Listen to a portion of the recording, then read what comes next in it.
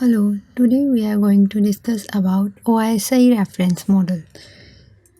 So in this we will learn about OSI reference model, what is the need of OSI reference model and the architecture of an OSI model. So let's first start with OSI reference model. Internet working model. OSI model is known as internet working model. Internet working models are used to make communication between two devices flexible. So before the invent of these models, the computer communicate with other computer if they are from same manufacturer or from same vendors. So they can communicate if they are from same vendors.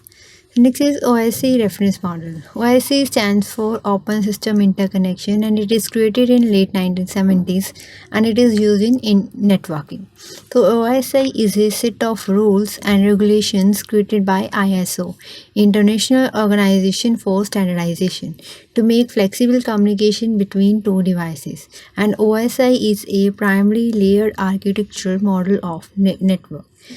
So main objective of OSI model is to help the vendors to create interoperable network devices and softwares in the form of protocols so that different vendor devices could work with each other. So this is the main objective. Then is why we need this OSI reference model.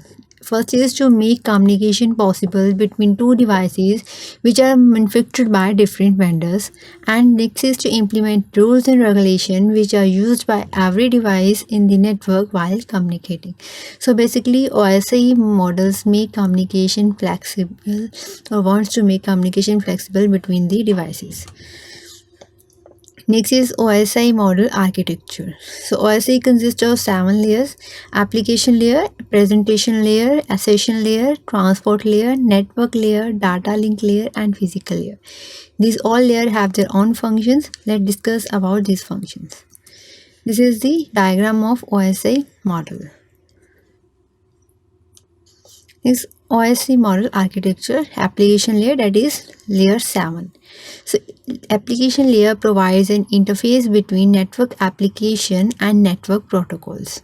Network applications such as web browser, Gmail, Dropbox, etc. And network protocols which carry requests to the destination such as HTTP, FTP, SMTP and POP3, etc. So application layer is a user interface where user actually communicate with the devices. So it is a software present in computer or device. For example, composing a mail in Gmail software. Next is presentation layer. Presentation layer, as its name suggests, is present data to the upper layer, that is application layer. So it is responsible for data formatting or encryption. It indicates the destination system about the type of file being sent to it by sender. For example, file may be a .mp3 file, .jpg file, .txt file, .document file, etc. So next layer is session layer, layer 5. Session layer performs synchronization.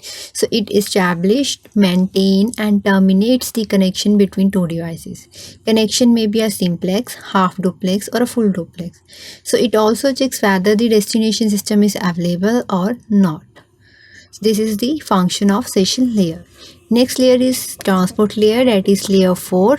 Transport layer function is to support end-to-end delivery of packet in the network or to end-to-end guaranteed delivery of packets. So it performs 4 functions: segmentation, sequence number, assigning transmission protocol and assigning port numbers. So in segmentation, it divides the larger user data into a smaller units called packets, and in sequencing it adds the sequence number to the smallest unit packet so that it can be arranged at the receiver sides. And in transmission protocol, it decides how to transmit the data over the network using TCP or UDP protocol. So these are the two protocols using which we can transmit the data over the network. Then is assigning logical port numbers. It defines the port of device where the packet have to be routed, such as for HTTP port number is 80, for FTP files the port number is 21, and for SMTP the port number is 25, etc. So let's discuss about TCP protocol and UDP protocol, which is assigned by the transport layer. TCP protocol, transmission control protocol, and UDP stands for user datagram protocol. And TCP is a connection oriented protocol, means connection is established throughout the sending and receiving. And UDP protocol, it is a simpler connectionless protocol. So TCP have a reliable connection, and UDP it doesn't have a reliable connection. In TCP, speed is low. In UDP, speed is fast. So, example: HTTP, HTTPS, FTP, Telnet, SMTP use TCP protocols, whereas VoIP, DNS, RIP use UDP protocol.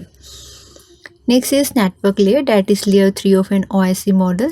Its main function is to done the wrapping of segments to form the packets. The wrapping of segments is done by adding source and destination IP address or the logical address with the packet. So at this layer, router is used to route the packet in the network. Next is data link layer, that is layer 2 of an OSI model. The main function of this layer is to wrap the packet in the form the frame. So wrapping is done by adding MAC address or the physical address to the packet. So at this layer, switch is used to forward packet in the network. Next is data link layer. Data link layer is further divided into two parts, LLC and MAC. LLC is logical link control.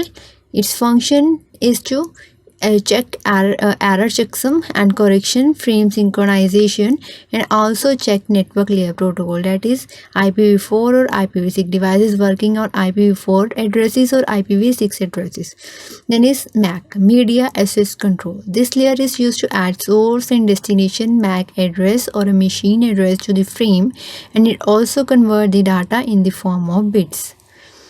Next, last layer is physical layer. It is layer 1 of an OSI model, and this layer provides the physical connectivity between the devices and via transmission medium such as coaxial wire, optical fiber, or wireless.